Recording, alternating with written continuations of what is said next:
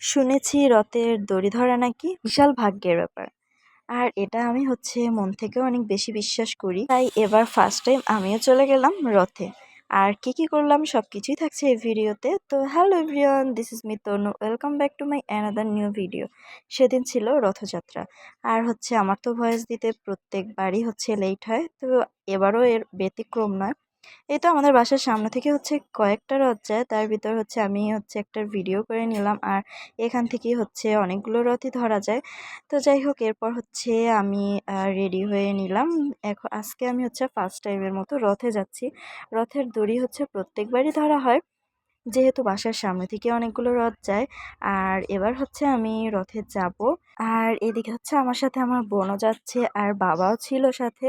তো যাই হোক, আমরা বাজার রোডে আসতেই দেখছি এখানে বেশ ভিড়, পুলিশ ছিল।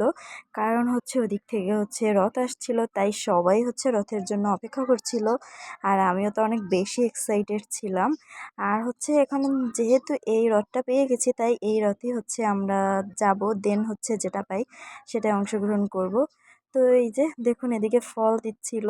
এই জিনিসটা আমার কাছে এত বেশি ভালো লাগে, কি বলবো। তো এখান থেকে বোন একটা ফল পেয়েছিল, আমি ধরতে পারিনি আর কি ভিডিও করার জন্য। তো যাই হোক, এখানে কত মানুষ ছিল, সবাই অনেক সুন্দর করে সেজেগুজে এসেছিল, যেটা দেখতে ভীষণ ভালো লাগছিল একসাথে সবাইকে।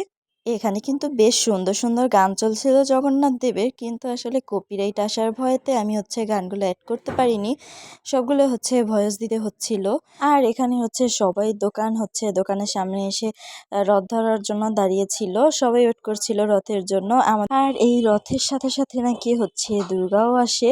তো এই জিনিসটা আমার কাছে খুব বেশি ভালো লাগে, যেহেতু দুর্গা মার জন্য আমরা সবাই অনেক অপেক্ষা করে থাকি। দেন এই তো আমিও রথের দড়ি ধরিয়ে ফেললাম অবশেষে। আর পরবর্তীতে আমরা অন্য রথে যাওয়ার পর মা আর মাসির সাথেও দেখা হয়ে গেল। তো চলো দেখতে থাকো।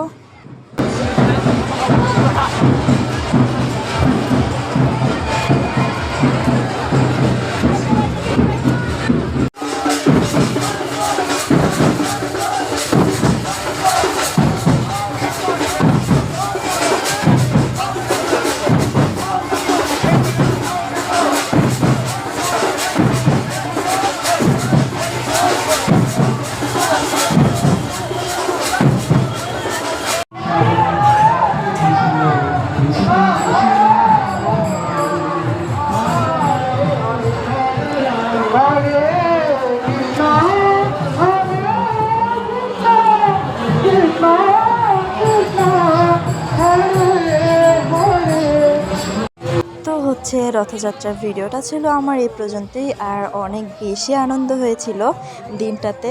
তো যাই হোক, আমার ভিডিওটা কেমন লেগেছে অবশ্যই কমেন্টস করে জানাবেন। তো আজকের মতো টাটা।